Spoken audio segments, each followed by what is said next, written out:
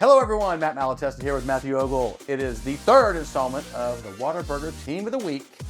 No one comes close to the Klein Cain boys soccer team who wins the Class 6A D1 state championship over Elsick in extra time. Matthew Ogle was on the scene. Ogle, what happened? What was the celebration like? Did they all eat Whataburger after the game? I would imagine so. Yeah, there was a lot of energy at Birkelback. It was more packed than I expected it to be.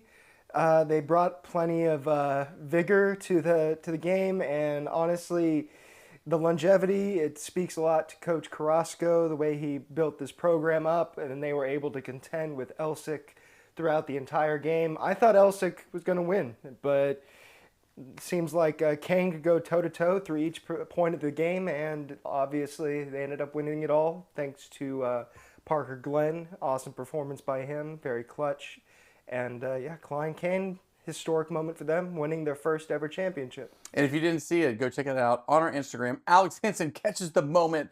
Weave it, bob it, weave it, boom. State championship, goal, kick, celebration. Ogle was there. You were caught up in the moment. Oh yeah, it was like a mosh pit at the end.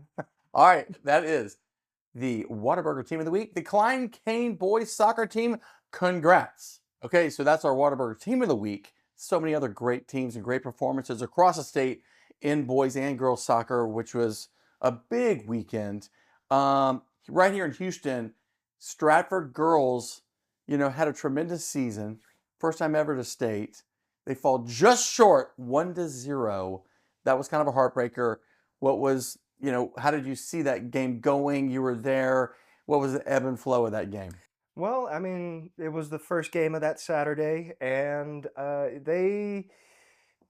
it's similar to the way that the 6A D1 boys, they were right neck and neck with each other throughout the majority of the regulation. But I think in terms of what ended up making them lose was the experience on the other side. Marcus has been in this situation before. Early on in the second half, the eventual state MVP, Maddie Hayes, hits a rocket of a free kick, and it just seemed like they couldn't seem to get back. Soccer, it's a very emotional game because once you score, you have all this height of adrenaline, and sometimes on the other end of that, you're just feel such defeat whenever you let a goal in. And I just think Flower Mound, hats off to them. Marcus and the coaching there has been really developed. And I'm really impressed with Coach Erin Smith, the way that she's been able to turn this program into a perennial contender. They last won it in 2023 against Ridgepoint. It is unfortunate for Stratford. I was really hoping that a Houston team could end up pulling it out, but good job. Talk about the Friday results. The 5A, anything stick out to you in particular on that Friday 5A day? I think the biggest surprise was Cedar Park defeating Wakeland, because I thought Wakeland, they've been to this situation. They were the defending state champs. I figured, hey, they got this. But Cedar Park, out of the Austin area, ended up winning pretty handily, 3-1, and that was a shocker to me. But I'm really impressed with Meredith Colts, and she got the state MVP after scoring twice. She's about to go to Belmont. Anyways, I think like I said, in terms of surprises, that one stuck out to me the most. For VYPE, what we noticed the most is that there's a lot of passion around high school soccer. The thing is this, you have all these kids play club, they play year round. Guys really don't have an opportunity to be scholarship to go play for college because there aren't very many college schools that play men's soccer at the D1 level. Let's call it that. There's several more girls programs. Tons more girls. It's a Title IX situation. But I was impressed with the volume of attention and engagement that we got as it relates to soccer. Yeah, I mean, soccer kind of is thrown to the wayside because Texas, you automatically think of football, American football. And soccer, I mean, it's one of my passions. I've always loved it. But yeah, I think it's starting to get an even greater presence, especially in Texas, since we're such a, I guess the word you could use, very, the demographic, there's so much diversity in Texas. And I think everybody's really starting to get surrounded into that mentality. Like, hey, this is a sport that we can all love, we all enjoy. It is the most popular sport in the world, and it's really making its presence felt in the nation now. And I'm really happy to see that. Dude, can you imagine when the World Cup comes to Texas? That's right. That's going to be wild, dude. Wild. So many people are going Another to be. great matchup game that I wish I would have seen was Walnut Grove winning against San Antonio Southwest in extra time, 3-2. Sounds like it was, you had to be there. It Yeah. sounds like you Instant did. classic. Yeah, instant classic. I wish I would have seen that one. Um, Outside of soccer, other things that have happened, there's been two kind of big hirings for boys basketball. Darius Gatson is the new head coach at Klein. Stephen Woods is the new head coach at North Shore for boys basketball. That's kind of interesting. We've got a lot of baseball, softball going on right now. This is the end of the road for softball this particular week. Lake Creek, we've talked a lot about them. They're still undefeated. This might be another year for them. Yeah, and it's a crazy thing because we've seen how good this team can be. Like back when there was the Ava Browns and Right. They've Kaylee been so Radzinski's, like loaded. you thought that was the best it's ever been. But now they're undefeated, just like they were that one year with Ava. Whenever, I mean, they won back to back. They won Yeah. like what, 130-1 Yeah. in 2 years. I don't know how they keep doing it.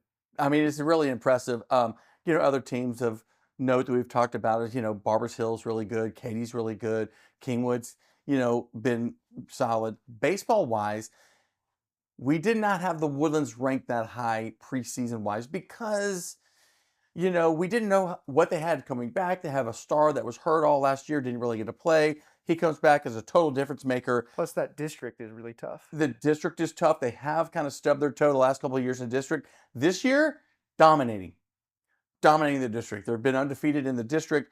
They could be the city's #1 team right now, the Woodlands Highlanders. That, I mean, they are a storied franchise, so to speak. So, like I said, whenever we did the preseason rankings, it's difficult to gauge just how successful they're going to be. And especially with this new playoff structure, I think they have an even greater opportunity to reach the state level again, just like everybody else. But I don't think they'll have to play tomball like they did last year. They won't have to play like the only downside is they'll have to play rock wall pretty early on. Yeah. And that's the structure we've kind of gotten used to. But yeah, I'm really impressed with them. Kingwood baseball's having another great season. Memorial is another team that's Mhm. been kind of there in the conversation, never really punched that ticket to state, but they're loaded with talent. I think they're solid. What other teams are we missing here that we think? Bridgeland's up there. Yeah. Uh, Oh, well, of course, Tomball. mm, We talked about Tomball. Katie's having a great Katie. year. Magnolia West, that's a big jump moving from 5 to 6A, but they've really held their own. Barbers Hill's having another great year in baseball.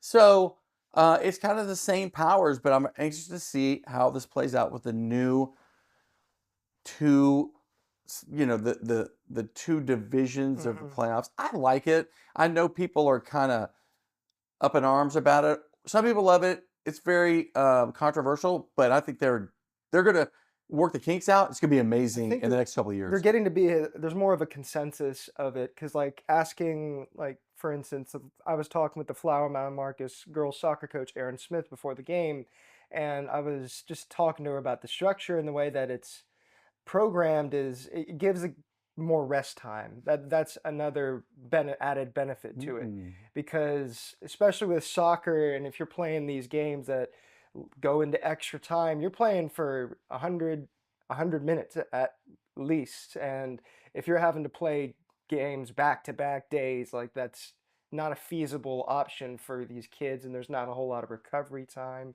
But this time around, like, they had the state semis last Friday and Saturday, and now a week later they're rested, ready to go. And I think that's going to be an added benefit to just about any sport across the board. More rest, more R&R.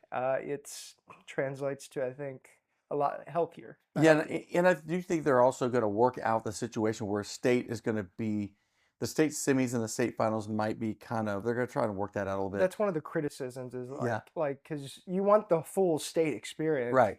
but if you lose in the state semis, you didn't get to play. Let's say Dell Diamond for baseball, you didn't get to play there. You had played a neutral site. Yeah. So we'll see how that all plays out. But track and field, hot right now. We'll get into that next week. But Houston is, again, a massive hotbed for super, super track kids, boys and girls. I think this year is more of a girls' year as it relates to national recruits. So we'll stay tuned with that. All right. So we went through Whataburger Team of the Week. We broke all the state down for soccer. That was amazing. Baseball, softball. We'll talk track next week. This is Matt Malatesta, Matthew Ogle here in the VYPE podcast room. Like, subscribe on our YouTube channel. Follow us on all of our social media platforms.